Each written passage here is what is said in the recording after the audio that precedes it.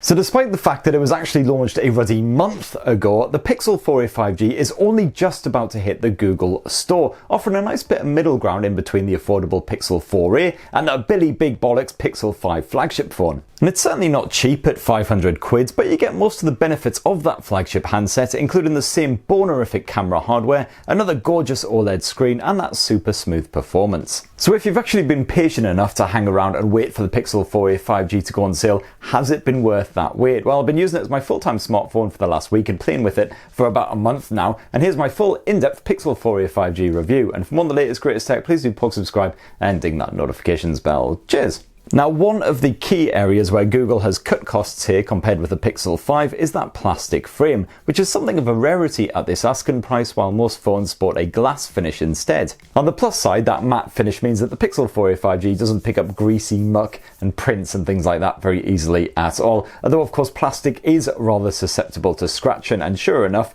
a month on after pulling it out of the box, we've got a couple of wee nicks on that arse end. Although thankfully the actual display itself is absolutely fine thanks to the Gorilla Glass 3 coating. I'm also a bit gutted that Google is only offering this phone in bog standard black, especially after Samsung's recent S20 Fan Edition emerged in a rainbow of colours. I mean, I know that a complete lack of any kind of vibrancy or fun is basically what 2020 is all about. I mean, let's face it, if this year had an official mascot, it would probably be an old dog turd with a frowny face, or an angry seagull with a used condom stuck to its head. But at least the Pixel 4a 5G is comfy to grip, despite being the biggest of Google's new trio at 6.2 inches. That's still pretty compact by modern smartphone standards, at least it is until you factor in those chunky bezels, which means that this blower is definitely still a bit of a handful. And while there's no nifty one-handed mode or screen shrinking feature of any description here on the Pixel 4a 5G, you can at least drag down that notifications bar from anywhere on screen, which is nice and helpful. And you can even drag it down using the rear-mounted fingerprint sensor as well, although I knocked that feature off pretty quick because it's really sensitive and I found myself knocking that scanner by accident all of the time and dragging that bar onto the screen.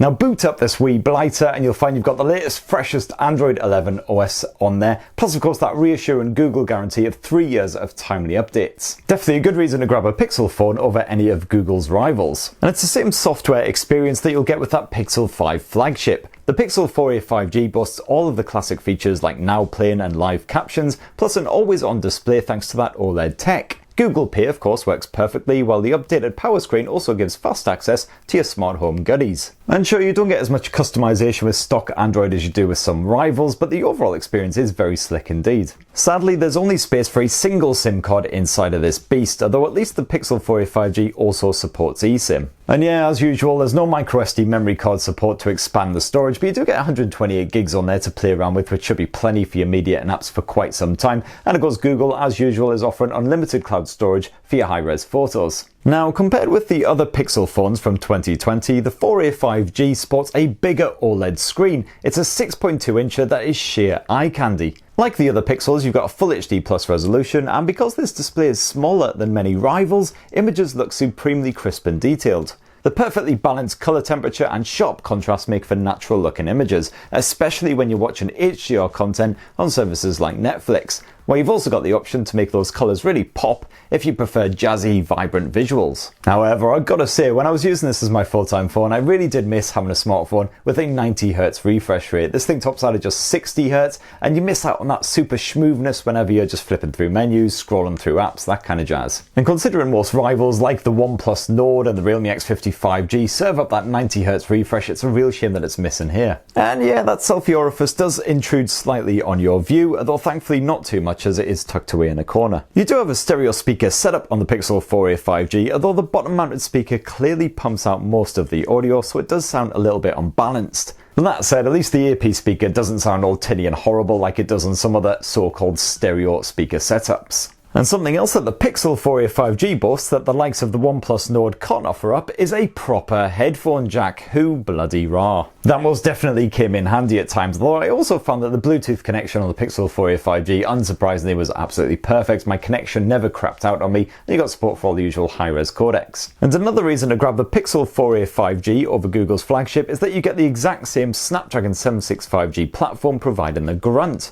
That's the same choice as most of the competition too, and like those other phones I reviewed, this lovely wee bugger can handle anything you chuck at it, helped along by the 6 gigs of memory. If you like to distress by ending the short virtual lives of your enemies on the likes of PubG and Call of Duty Mobile, no worries. You can murder away to your heart's content while enjoying maxed out graphics with a pleasantly smooth frame rate. And split screen multitasking and all the rest handled like an absolute dream, the Pixel 4a 5G is never phased. And although admittedly there's no Wi-Fi 6 support on here, you've got full built-in 5G connectivity on here, so between that connectivity and the performance, the Pixel 4a 5G is certainly a lot more future-proof than the bog standard vanilla Pixel 4a. Battery life is absolutely dandy here as well, if not quite remarkable. The just under 4000 mAh cell gives you enough juice to last the day, even with plenty of camera play, video, music streaming, all that jazz. I tended to have around 20% battery life left at the end of a fairly long, arduous day, so a perfectly respectable result, although the 18-watt fast charge support here is beaten by a lot of rivals like the OnePlus Nord and the Realme 7 Pro. And there's also no wireless charging support on here because of the plastic backing and everything, unlike the flagship Pixel 5. And last up, there's a 12.2 megapixel dual pixel camera sensor with optical image stabilization sat alongside a 16 megapixel ultra wide angle lens, and that's the exact same hardware setup as the Pixel 5.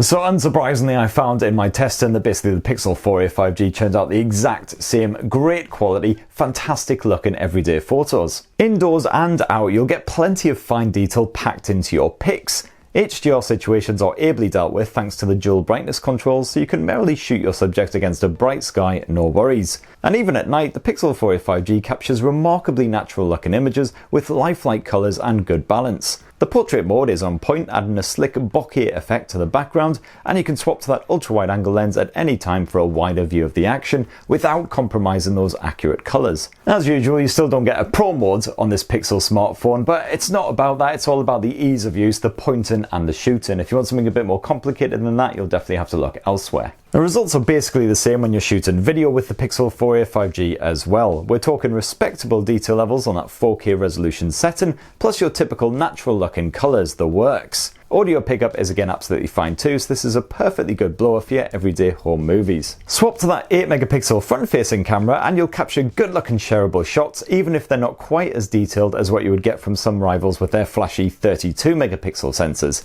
And to a haggard looking baldy like me, that's perfectly fine. You can once again switch to portrait mode and that night mode as well, although the latter does tend to produce some rather anemic looking shots, shall we say. And so that is what I thought of the Pixel 4a 5G after using it as my full-time smartphone for a week and playing around with it for more or less a month. And as you can see, if you can't quite stretch up to that Pixel 5 flagship phone, the Pixel 4a 5G is a perfectly good compromise. You get the same performance, same great battery life, same gorgeous OLED tech, all that good stuff. And of course, one of the major reasons for grabbing yourself a Pixel flagship phone is the excellent camera tech, and you get the exact same hardware here as you are on that Pixel 5. So the only thing you're really missing out on, apart from little bits like the wireless charging, is the fact that you don't have that gorgeous 90Hz screen of the Pixel 5 flagship phone.